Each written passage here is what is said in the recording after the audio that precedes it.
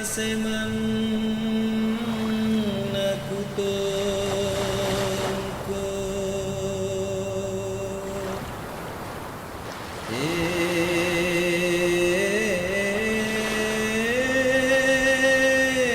itu naman naku paling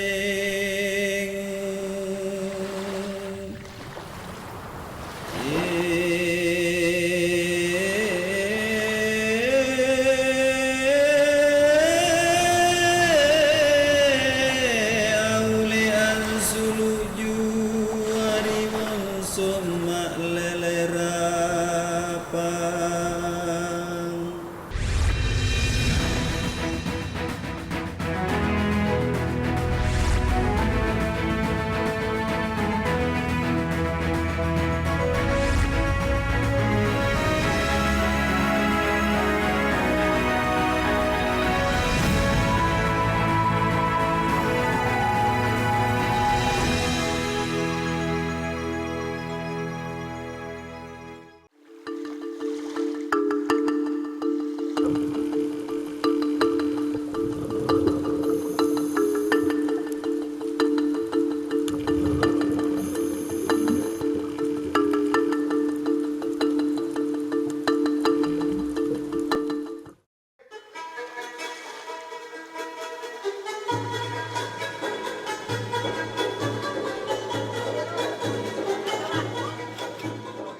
Kepulauan Selayar, bagian dari Sulawesi Selatan, dengan populasi penduduk mencapai 100.000 jiwa lebih.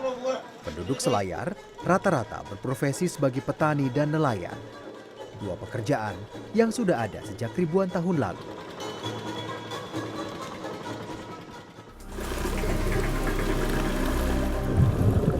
Selayar memiliki harta karun terpendam di bawah laut yang membentang sepanjang ratusan kilometer. Dan inilah harta karun terpendam di Selayar, yaitu keanekaragaman biota laut. Salah satunya terdapat di sekitar Pantai Pinang. Mulai dibuka sebagai destinasi wisata sejak 10 tahun yang lalu, Pantai Pinang menyimpan ratusan spesies biota laut yang hidup dan berkembang biak.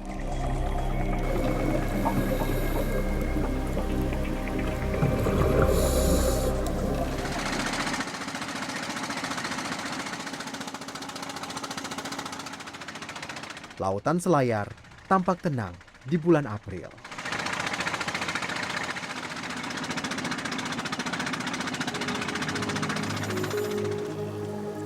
Bagi para penyelam, ini adalah waktu yang tepat untuk menjelajahi padang lamun. Di akhir bulan ini adalah waktu terjadinya perpindahan musim penghujan atau musim angin barat berganti menjadi musim kemarau atau angin timur.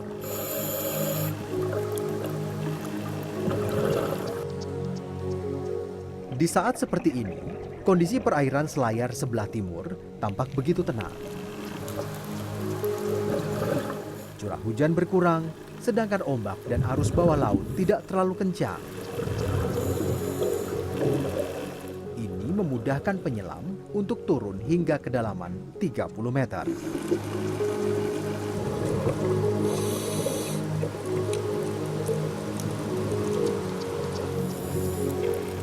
Gerombolan giant trevally atau ikan kue gerong biasa dijumpai para penyelam di perairan Indo-Pasifik.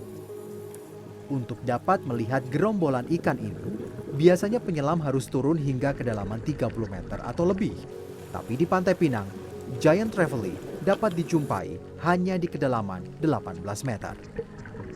Ikan ini biasa menjadi tangkapan umum para nelayan. Ikan ini dapat tumbuh besar dengan panjang 170 cm dan bobot mencapai 80 kg. Keberadaan ikan predator seperti giant trevally ini menjadi indikator bahwa perairan ini masih bersih dan ekosistem di sekitarnya masih terjaga dengan baik. Bukan hanya ikan predator yang terbiasa melintas di sini. Ikan-ikan seperti lionfish, Napoleon, butterfly fish, blue angel, snapper, emperor fish, dan sedikitnya ada 200 jenis ikan karang hidup di sekitar Pantai Pinang. Karena menjadi pusat berkumpulnya ikan dari berbagai spesies, para penyelam menjuluki lokasi menyelam ini dengan sebutan Magic Wall.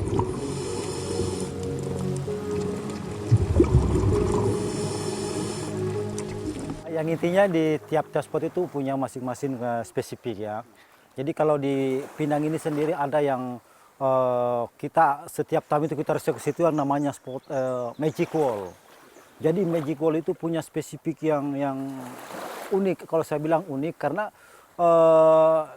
saya bandingkan dengan di tempat-tempat lain, belum ada tempat seperti itu yang istilahnya lengkap dengan biotanya. Ada schoolingnya, ada penyunya, ada saknya, pokoknya schoolingnya lebih cenderung ke situ. Jadi jenis schooling termasuk barakuda schooling, jetfish, banyak sekali di situ.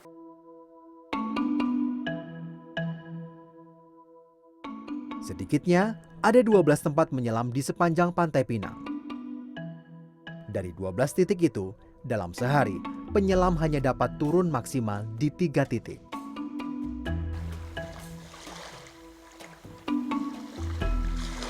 Semakin berkembangnya wisata bawah air di Selayar, membuat masyarakat dan pemerintah setempat harus bersiap untuk membangun sarana dan prasarana penunjang yang memadai, termasuk menyiapkan sumber daya manusia. Ya, kalau untuk penunjang di Selayar itu pertama SDM-nya, Pak. Kami dari pemandu selam khususnya di Selayar itu kami baru berapa orang. Jadi kami kadang biasa kewalahan dan melayani tamu. Nah, ini yang kami minta ke Pemda supaya bisa gimana mereka itu mendorong kami untuk lebih menambah, paling tidak memfasilitasi lah untuk ke depan. Perairan Sulawesi Selatan, termasuk Selayar dan Takabonerate, menjadi sarang ikan-ikan predator dengan jumlah besar.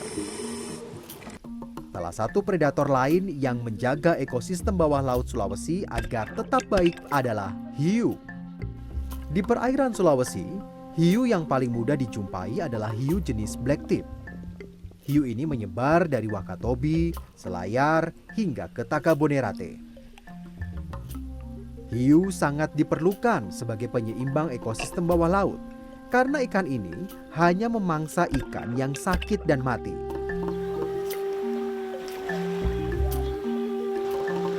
Di Pulau Tinabo, Takabonerate, bayi hiu bahkan dapat dijumpai di pinggir pantai.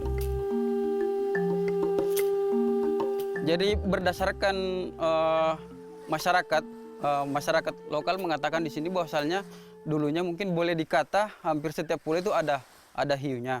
Cuma karena seiring dengan kebutuhan ekonomi, kemudian di daerah lain daging hiu ini juga laku, sirip hiu ini juga laku. Pada akhirnya masyarakat sebelum mereka mengerti itu, mereka nangkap hiu-hiu ini untuk dijual siripnya, kemudian dagingnya diambil dijual juga.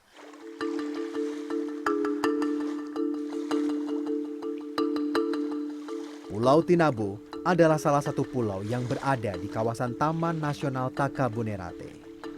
Di pulau ini, bayi hiu jenis black tip selalu datang di pinggir pantai saat pagi dan sore hari.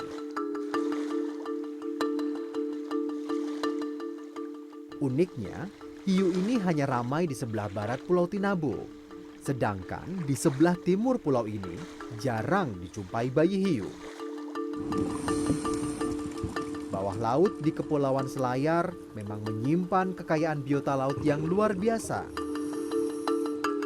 Belakangan, pemerintah terus mengembangkan kekayaan laut Selayar untuk digenjot sebagai industri pariwisata. Harapannya, kehadiran wisatawan ke Selayar mampu membuat masyarakat Selayar lebih sejahtera.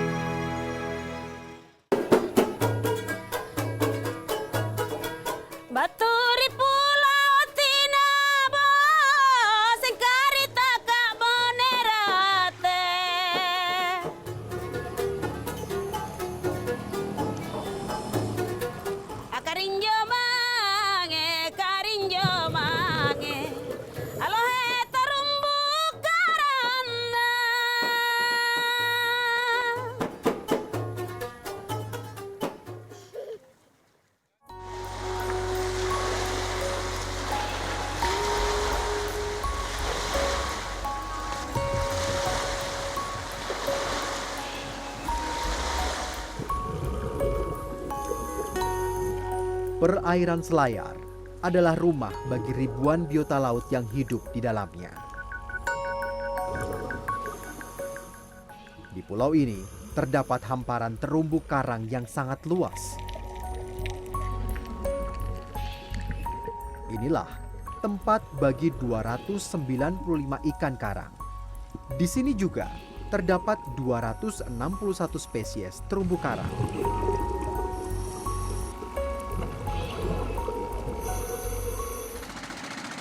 Untuk menuju ke kawasan Taman Nasional Takabonerate, harus menempuh perjalanan dengan kapal nelayan selama lebih dari 2 jam. Takabonerate terkenal dengan atol atau hamparan taman terumbu karang dalam formasi cincin yang mengelilingi pulau-pulau di Takabonerate. Atol Takabonerate merupakan yang terbesar ketiga di dunia. Jadi atol itu pamparan terumbu karang dalam formasi cincin, di mana pulau-pulau yang ada di dalam kawasan Taman Nasional Takabonerate itu dikelilingi oleh paparan terumbu karang. Jadi luasnya sekitar 220.000 hektar. Takabonerate memiliki 21 pulau dengan 7 pulau berpenghuni. Saat ini, ada 5.000 jiwa lebih yang menetap di pulau sekitar Takabonerate. Sebagian dari mereka merupakan suku Bugis dan Bajo yang berprofesi sebagai nelayan. Pada 2015, Badan Khusus PBB, UNESCO, mengakui Takabonerate sebagai cagar biosfer dunia. Cagar biosfer ini merupakan situs darat atau laut yang bertujuan untuk menyinergikan penduduk lokal dengan lingkungannya.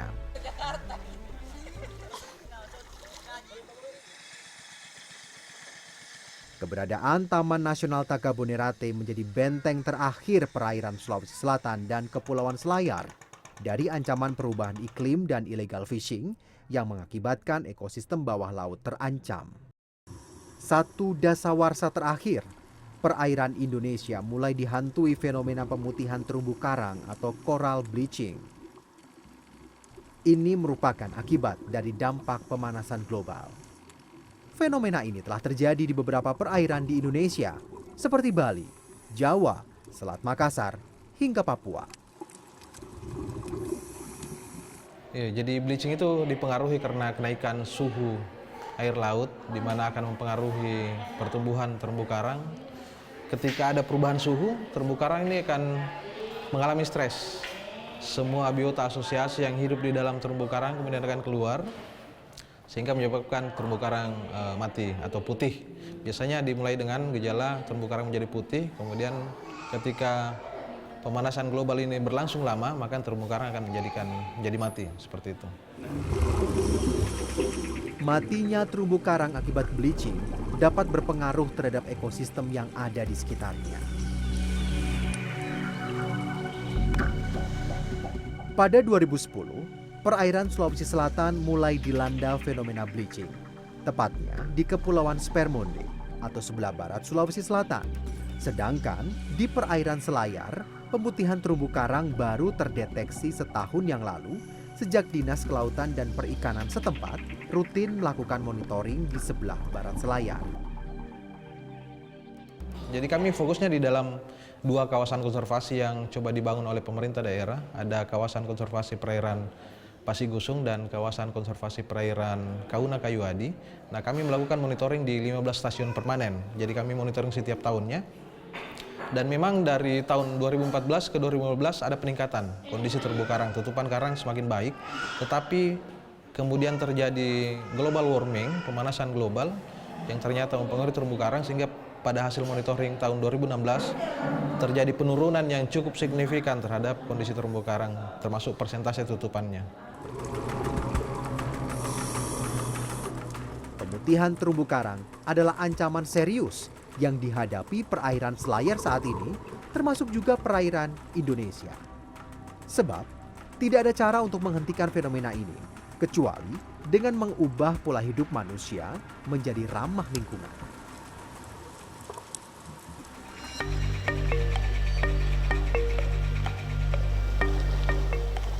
Ancaman lain yang tak kalah mengkhawatirkan adalah penangkapan ikan ilegal. Sejak puluhan tahun lalu, praktik menangkap ikan secara ilegal terus menjadi momok menakutkan bagi kondisi bawah laut Kepulauan Selayar. Hingga kini, penangkapan ikan dengan menggunakan bom dan bius masih terjadi di sini. Akibatnya, terumbu karang di perairan Selayar rusak dan mati.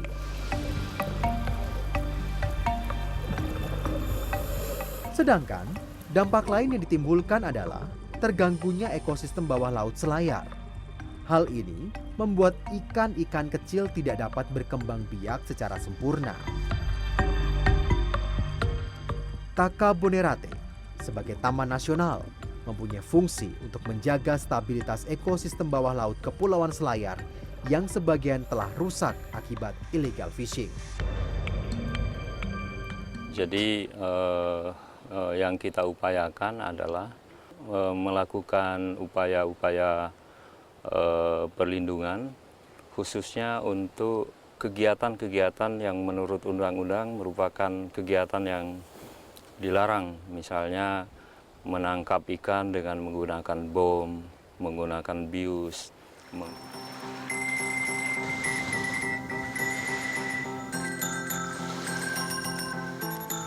Keindahan Taka Bonerate merupakan warisan dunia yang harus dijaga dan dilestarikan. Sebab, Taka Bonerate bukan hanya tempat hidup ratusan spesies ikan dan biota laut, namun juga penghidupan bagi orang Selayar.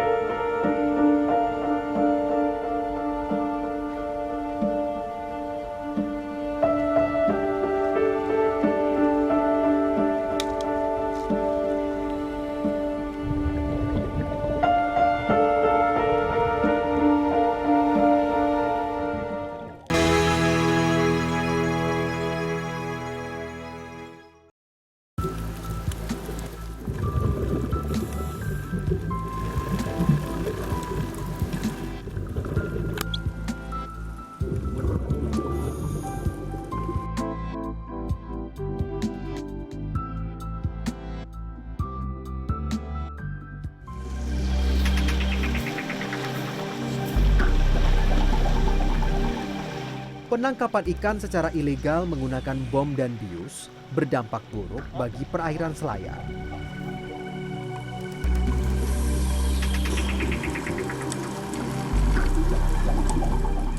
Dampak yang terlihat nyata adalah patahnya terumbu karang, seperti yang ada di sekitar Pulau Tinabu.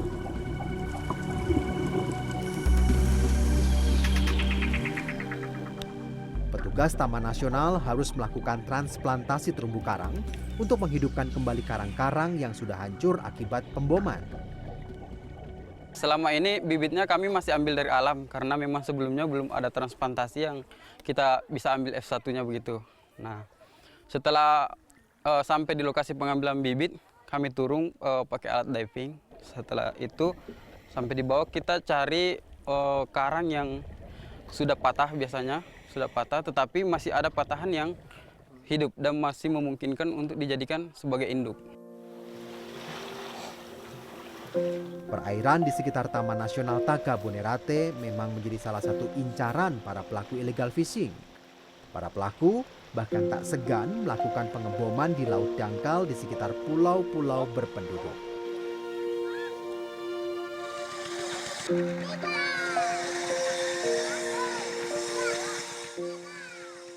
Namun kini, sebagian nelayan merasakan betul dampak buruk dari aktivitas illegal fishing. Ikan di perairan dangkal sudah sulit ditemui. Alhasil, nelayan harus menangkap ikan hingga jarak puluhan kilometer dari daratan.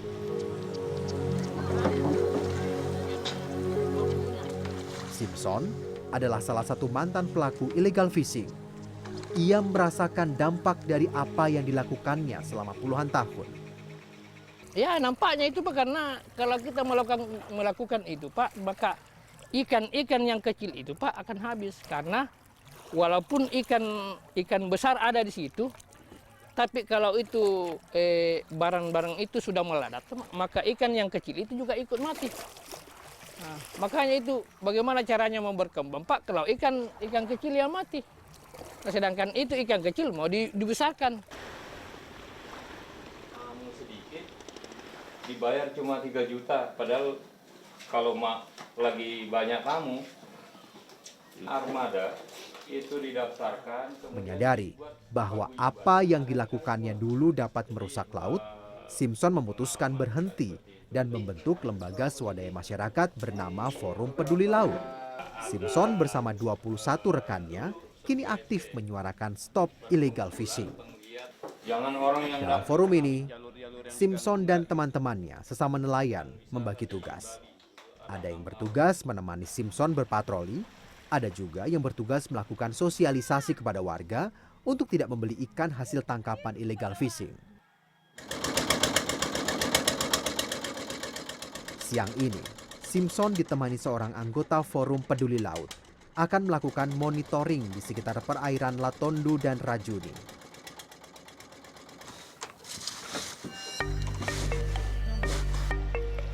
Latondu adalah pulau tempat Simpson tinggal. Dulu, pada tahun 2000-an awal, di pulau ini marak penangkapan ikan dengan cara dibom dan bius.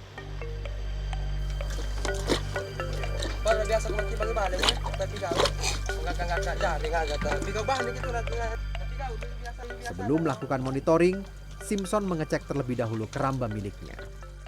Ada lebih dari 10 keramba di sini. Setahun terakhir, Simpson memang aktif melakukan budidaya keramba dan lobster. 3 bulan sekali, keramba milik Simpson ini panen dan menghasilkan puluhan juta rupiah. Simpson melanjutkan perjalanan untuk mengawasi setiap titik yang rawan pengeboman. Sejak Forum Peduli Laut berdiri, pelaku illegal fishing tidak berani masuk ke wilayah ini. Dari mengebom menjadi penjaga laut perairan Latondu dan Rajuni, tentu tak semudah membalikan tangan. Simpson butuh waktu yang lama untuk membulatkan tekad berhenti sebagai pelaku illegal fishing. Saya usahakan mulai 2007, usahakan meninggalkan pekerjaan itu. Akhirnya sampai 2009, saya hentikan. Saya hentikan itu Pak. Saya bisa hentikan itu. Setelah itu 2009, saya pusing Pak. Karena tidak pernah dapat hasil banyak. Karena bukan pembiusan lagi. Ini lucu Pak. Nah, setelah itu saya usahakan, saya bisa Pak. 3 bulan saya usahakan, bisa Pak, saya tinggalkan. Tapi alhamdulillah sekarang Pak, karena saya sudah menghentikan begitu, maka masyarakat juga sadar bahwasanya bukan hasil begitu sehingga kita bisa berkembang.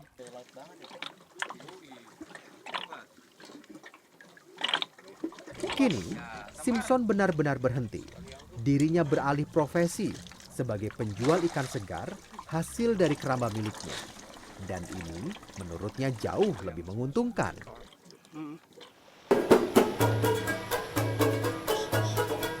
Baturi pulau tinabo, sengkari takak bonerate. Simpson dan rekan-rekannya di Forum Peduli Laut kini menjadi penjaga laut. Mereka membutuhkan perhatian pemerintah setempat untuk memperbanyak bantuan berupa dana operasional, kendaraan patroli, hingga keramba untuk usaha masyarakat. Ini penting untuk mendorong warga agar benar-benar meninggalkan illegal fishing, agar mereka yakin tanpa mengebom dan melakukan pembiusan, mereka tetap punya penghasilan lain yang sepadan untuk menghidupi keluarga. Ari kampung Panyu, ri kampung Panyu.